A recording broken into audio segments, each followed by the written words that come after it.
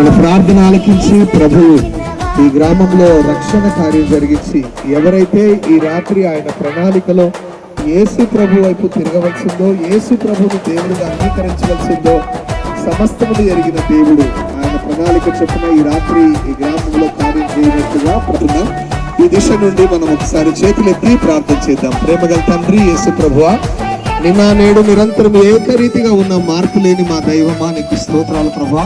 2000 సంవత్సరాల క్రితం తండ్రి భూమి మీదకి మనుషుని ఆకారంతో వచ్చి అనేక గ్రామాల్లో పట్టణాల్లో దేవుని రాజ్య సువార్తను ప్రకటించి పరలోక రాజ్యం సమీపించినది, మారు మనసు పొంది సువార్తను నమ్ముడని ప్రకటించిన మా ప్రియ యేసు ప్రభువా, ప్రాణ ప్రియుడా, నీకు స్తోత్రాలు నాయనా.